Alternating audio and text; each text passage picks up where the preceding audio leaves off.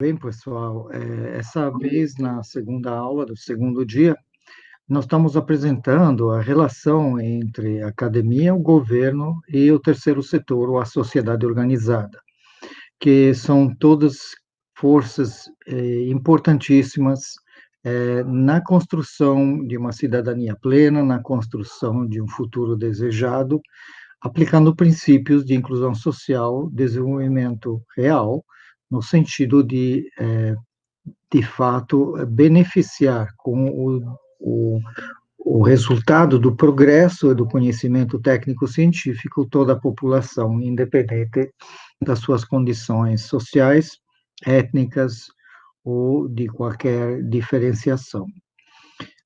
Dito isso, a gente vai iniciar uma apresentação, né, onde nós vamos fornecer alguns elementos de pensamento em relação a essa relação, esse tripartitos, né, academia, governo e sociedade organizada. Vamos dar uma contextualização nas grandes questões que apresentamos ontem como pano de fundo, né, da realidade humana no planeta, na biosfera, dentro dessa visão, né, de que estamos no Holoceno, aquele período de 12 mil anos, desde a última era glacial, que permitiu realmente à sociedade humana de desenvolver, a partir de alguns poucos milhões, a praticamente quase 8 bilhões hoje, né, de seres humanos no planeta, e que essa condição foi só possível, esse desenvolvimento foi só possível por meio de uma única realidade, que é a condição de estabilidade climática da biosfera, que permitiu, então, o desenvolvimento das atividades humanas em todos os possíveis climas, né? O ser humano sendo um dos organismos mais adaptáveis, né? Se não o mais adaptável a toda essa realidade da biosfera e das suas diferentes condições climáticas. Então, vamos lá, dar uma olhada a essa apresentação rápida, né, que pretende dar uma, uma visão, né, dessa relação entre academia, governo e terceiro setor. Muito bem. Então, a nossa ementa tem vários aspectos, são esses 9 aspectos, novamente, lembrando de alguns deles: a construção de comunidades, o processo participativos, né, tomada de decisão a nível local, o planejamento e gestão ambiental participativos, o manejo comunitário de recursos ambientais e o uso da terra, cooperativismo, associativismo, tecnologias sociais e economia solidária, sistemas integrados de produção e negócios locais, processos participativos no planejamento e gestão de comunidades e uma visão sistêmica com cenários e modelagem ambiental. Finalizando com estudo de caso contextualizados à nossa realidade regional. Isso tudo está dentro de uma grande questão: crescimento ou desenvolvimento. Há uma condição prevalecente no mundo, tanto nos governos como nos indivíduos, que a competição é a única forma de se lidar com a realidade.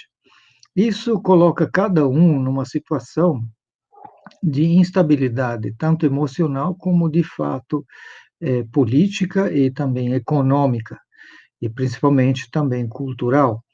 Essa instabilidade é criada justamente num posicionamento do ser humano em relação à sua percepção da sua própria realidade, onde ele acredita ser apenas um bicho, basicamente um bicho racional, um animal racional, sujeito à lei da selva, à lei do mais apto, e por isso ele tem que se defender em todos os casos, em todas as dimensões e escalas.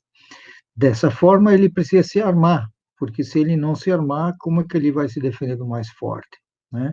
Então, essa condição traz realmente essa necessidade de crescimento a qualquer custo, não importa o que, não importa por cima de que se pise, não importa por cima de que princípios ecológicos ou funcionamentos dos ecossistemas a gente esteja realmente impactando, né? Então, nesse seminário em 2018, tratou dessa questão de crescimento ou desenvolvimento para quem, né?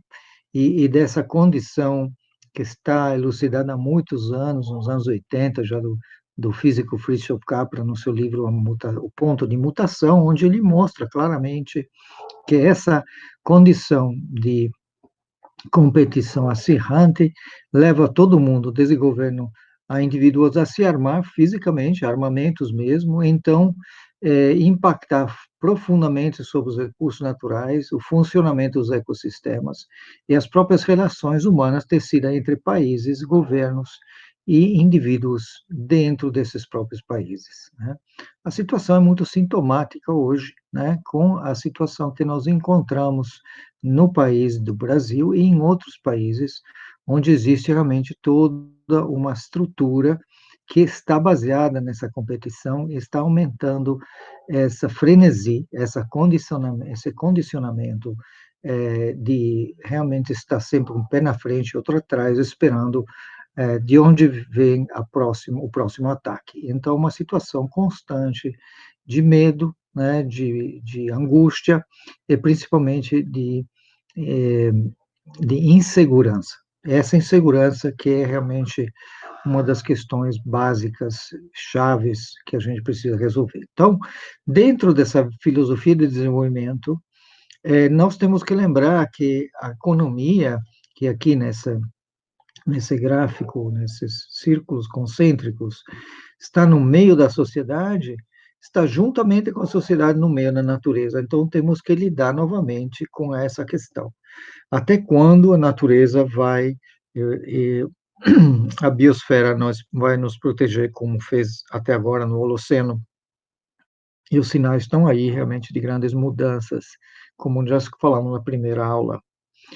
Lembrando também da gestão social dos ecossistemas e da relação entre o equilíbrio que tem que se criar entre os filósofos e cientistas de um lado e o governo do outro.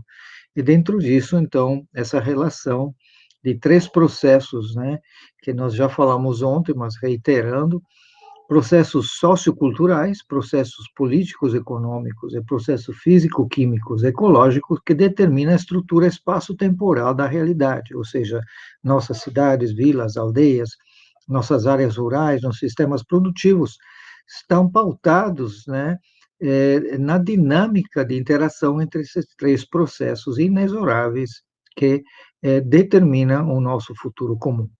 Então, a dimensão da estabilidade urbana e territorial se travam, né, se desenvolvem, são produzidos a partir desses três processos, né, tanto na área urbana, como nas áreas rurais, com um grupo de mulheres numa aldeia indígena, mostrando, fazendo um mapa da sua realidade, as suas casas, as suas roças, e também na sustentabilidade de uma cidade que depende essencialmente de uma faixa verde ao longo da calha principal do seu rio, das suas áreas úmidas, que estão sendo com lavouras para suprir as necessidades alimentícias daquela comunidade. Então, nós estamos olhando realmente essa relação dos ecossistemas com a comunidade científica, com o governo, com a sociedade organizada. E aqui temos uma, uma visão estruturante da comunidade científica, ou academia, do governo e da sociedade organizada, onde a comunidade científica basicamente trabalha com filosofia do desenvolvimento, ou deveria dar orientações, deveria tutorar, digamos. Né? O tutor é aquele haste que você coloca ao lado de uma planta para que ela possa crescer reta, e quando ela está suficientemente forte, você tira o tutor. Né? Então, a comunidade científica teria essa função de ajudar a sociedade a se enxergar e a se desenvolver de uma forma harmoniosa. O governo basicamente lida com a economia, enquanto a sociedade organizada se especializa, digamos, nos processos participativos, né? Nesse embate, nesse diálogo social entre os governantes e os governados, entre a democracia representativa dos governantes e a democracia participativa da população, né, dos governados, entre os quais se encontra a comunidade científica, como já falamos ontem. Bom, olhando as várias funções da comunidade científica, esse é o bojo realmente do nosso ponto aqui nessa aula, é a sistematização a socialização e a divulgação do conhecimento. Essa é uma das suas funções principais. Ao mesmo tempo, ela determina a qualidade dos resultados e julga se esses resultados são adequados ou não, né, para as determinadas situações. Ao mesmo tempo, obviamente, a comunidade científica tem que se reproduzir, então tem a sua própria capacitação, a sua autorreprodução e treinamento das próximas levas de cientistas, por meio de quê? Da pós-graduação, né, mestrado, doutorado, que cria condições para essas pessoas que têm esse tipo de inclinação de desenvolver, né, trabalho de pesquisa que leve, então, à docência, que leve à produção do conhecimento, à reprodução do sistema universitário, professores, pesquisadores e técnicos, enfim, a estrutura que dá vida, né, à vida acadêmica. Mas um outro fator fundamental, né, da própria comunidade científica, da sua função, é a função extensionista. Além de ensino e pesquisa, ela tem que se preocupar e ter disposição e disponibilidade para influenciar a sociedade. São três questões fundamentais aqui, como nós estamos colocando aqui nesse mapinha. Primeiro, detectando as áreas de problemas, as demandas da sociedade, que seja local, regional, nacional, ou até mundial em alguns aspectos, como esses problemas realmente podem ser enfrentados.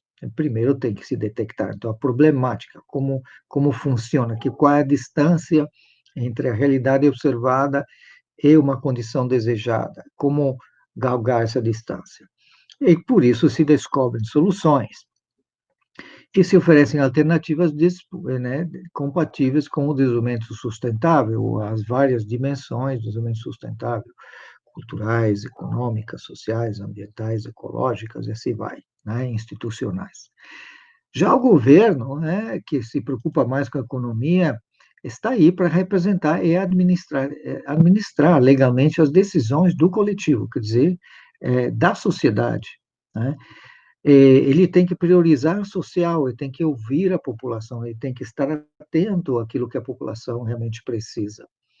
Ele tem que ter atividades transparentes, audiências públicas, várias outras formas, que chamamos também de tecnologias sociais, onde a população tem um fórum de debate, onde ela tem áreas, como que chamamos, espaços sociais, espaços políticos para discutir o seu futuro.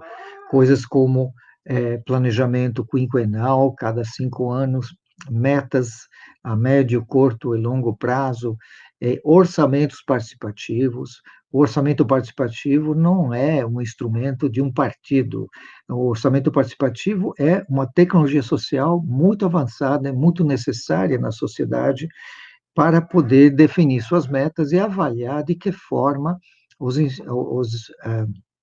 investimentos feitos em infraestruturas, em expansão da sociedade, em oferecer todas aquelas infraestruturas sociais, educação, saúde, lazer e todas as necessidades de uma cidade ou de uma área rural, comunicações, transporte, escoamento, treinamento, capacitação, todas essas áreas, elas precisam de ser orçadas, ou seja, tem que ter um orçamento para definir nos próximos anos como se usará o dinheiro que é arrecadado pelo poder público para poder ser distribuído em todas essas demandas. Finalmente, a sociedade organizada trabalha com a participação, ela tem instituições emergentes, as organizações não governamentais, esse é o terceiro setor, né? Desenvolve potencialidade do ser humano. Cada organização tem que visar o desenvolvimento pleno, né, dos seus membros. É um processo dinâmico de dentro para fora, começa com o indivíduo, vai a família, vai a rua, o bairro, a associação, enfim, o grupo que se desenvolve na sociedade. A arte da consulta de grupo, quer dizer, descobrir quais são soluções possíveis em determinadas situações a partir de certos princípios de cidadania, pautado na nossa Constituição de 88, Essa arte realmente de conversar e verificar as possibilidades concretas de avanços ou de soluções, são instrumentos de resolução de conflitos fundamentais.